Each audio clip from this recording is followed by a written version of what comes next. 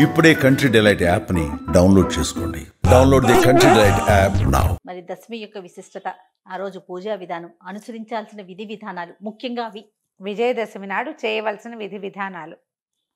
విజయదశమి నాటి సాయంకాలం అమ్మవారిని అర్చించిన వాళ్ళకి ఇహపరాదులు అద్భుతంగా ఉంటాయట.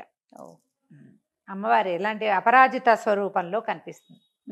మనం మామూలుగా చెప్పుకునే నవరాత్రి పూజా విధానంతో పాటుగా దేవి భాగవతంలో విశేషంగా ఏం చెప్తారంటే 10 రోజుల పాటు జరిగిన 9 రోజుల పాటు జరిగిన యుద్ధంలో 9వ నాడు అమ్మవారు 9వ నాటి రాత్రి మహిషాసుర మర్దినిగా అవతరించి మహిషుణ్ణి చంపింది.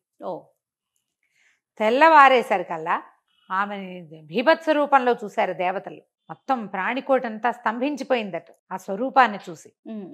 ఆ మహిషుడు పరిగెత్తాడు ఆమెకు అందకుండా. దుర్గా స్వరూపంలో వెంబడబడింది, అందటం లేదు, తిరగబడిపోతున్నాడు. అయితే ఇవిడు ఏం చేసింది, వాడు పరిగెడుతుంటే వాడు వెనకాల పరిగెడుతూ 18 చేతులతోటి అతని వెనకాల పరిగెత్తి, దుర్గకి 18 చేతులు చెప్పరు, 8 చేతులతోటే ఉంది ఆవిడ. తర్వాత స్వరూపమైన మహిషాసురమర్దిని స్వరూపం 18 చేతులు, అష్టాదశ బాహువులతోటి అన్ని శక్తులు కేంద్రీకృతం చేసి మహిషుణ్ణి సంహరించింది. అయితే ఈ అమ్మవారిని ఇలాంటి స్వరూపం రావడానికి కారణం ఆమె ఈ దేవతలందరి దగ్గర ఉన్న శక్తులని స్వీకరించిందట. ఒక్కొక్కళ్ళ దగ్గర నుంచి ఒక్కొక్కటి బ్రాహ్మి, మాహేశ్వరి, వైష్ణవి, కౌమారి, వారాహి, నారసింహి, ఐంద్రి, ఇన్ని స్వరూపాలని తీసుకుని వీళ్ళందరి దగ్గర నుంచి శక్తులు తీసుకుని ఆ అన్ని శక్తులు సమకూర్చుకుంటే కానీ మనం దేని మీదైనా పూర్తి విజయం సాధించాలంటే, ఒక చెడుని పూర్తిగా జయించాలంటే ఏకీకృత శక్తి విధానంతో కుదురుతుంది. అది చూపిస్తారు ఇక్కడ ఇదే పండగ సందర్భంలో. ఆమె ఆ మహోగ్ర రూపాన్ని చూసి ప్రాణ చిక్కోటంత బెదిరిపోయిందట. దేవతలు నిశ్చేష్టులైపోయారు. అలాంటి స్వరూపాన్ని ఎప్పుడు చూసుండల. తనని చూసి బెదిరిన ప్రాణికోటిని, దేవతా మండలందరినీ చూసి ఆమె పరమశాంతమూర్తిగా వాళ్ళకి దర్శనమిచ్చింది. ఆ దర్శనమిచ్చిన స్వరూపమే అపరాజిత స్వరూపం. ముందు ఎట్లా కనపడుతోంది, నాలుగు చాచి వాడి శిరస్సు ఖండించి ఓ శిరస్సు పట్టుకుని ఇన్ని చేతులతోటి మొత్తం అన్ని ఆయుధాలు ప్రయోగ భంగిమలో ఉన్నాయి.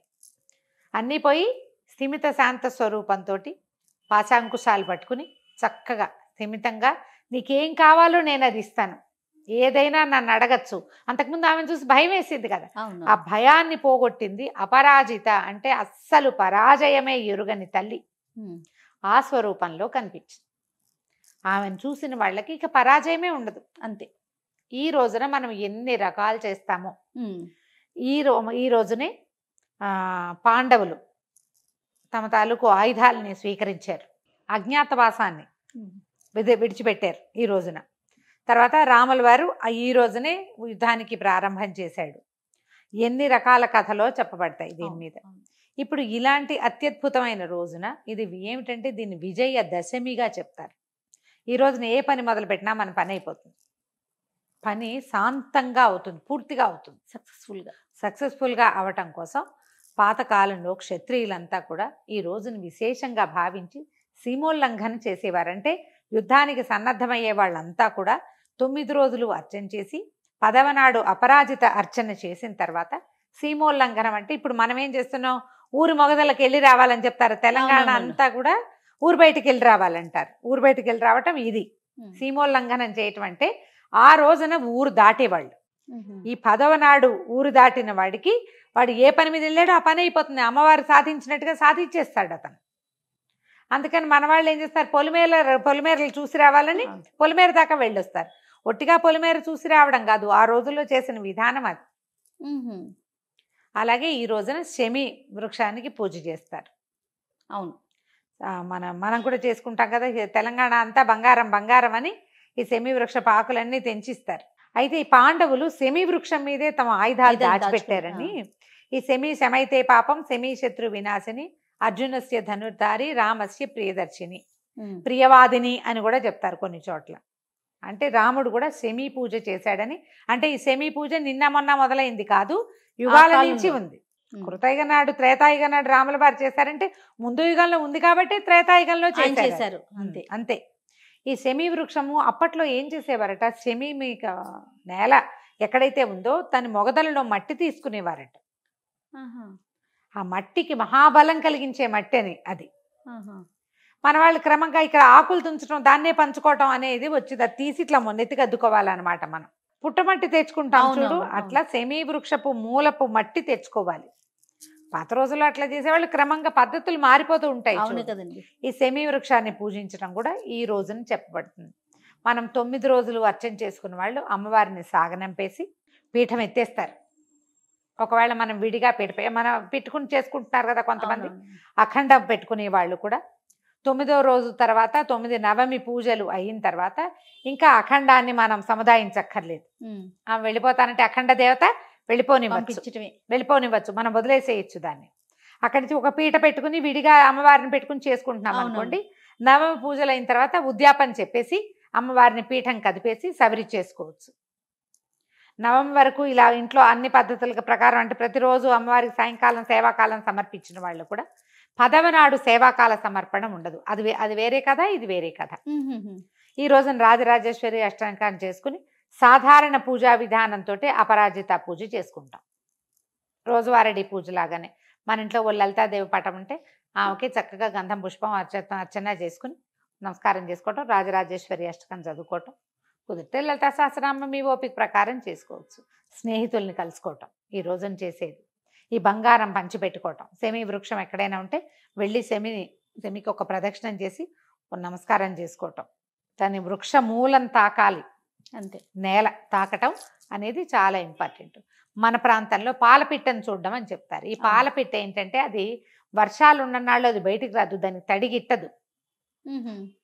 వర్షాకాలం వెళ్ళిపోయింది అనే దానికి సూచన పాలపిట్ట రావటం. వానలు ఆగిపోయినాయి, అందుకని మనం ఆ పాలపిట్టను చూడాలి అని చెప్తారు. పాలపిట్టలు కనపడవు ఈ మధ్యట, పంజరాల్లో పెట్టి పట్టుకొచ్చి చూపిస్తారట.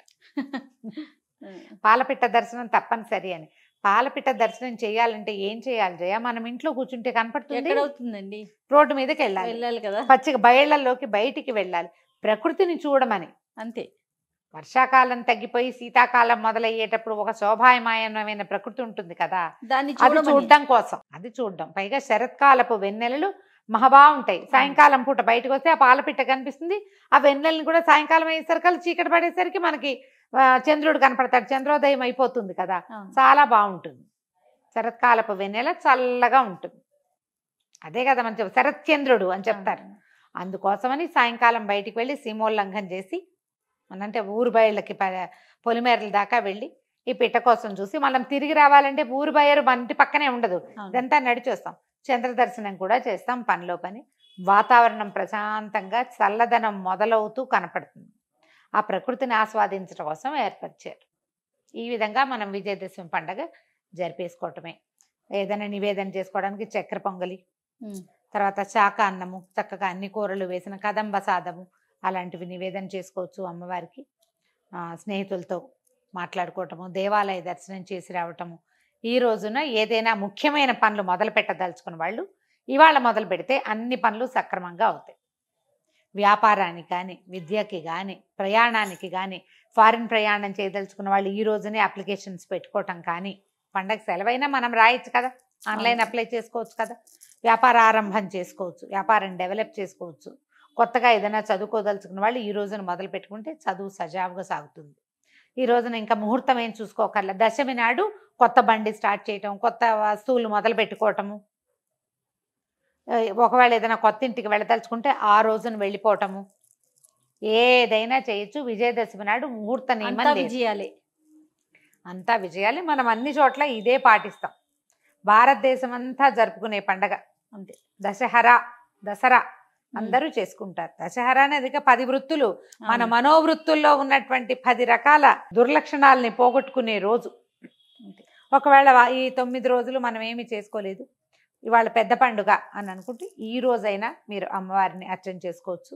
ఓ లలిత సహస్రనామం చదువుకోవచ్చు, రాజరాజేశ్వరి అష్టకం చదువుకోవచ్చు, ఓ దేవాలయాన్ని దర్శనం చేసిన 10 రోజులు పూజ చేసిన ఫలితం ఈ 10వ రోజు, 9 రోజులు చేసింది 10వ రోజు పూజ చేసినా కూడా లభిస్తుంది.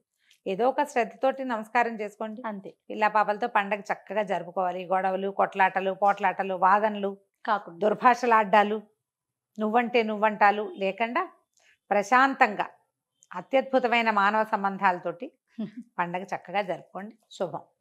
నమస్తే రమ్య. నమస్తే జయ.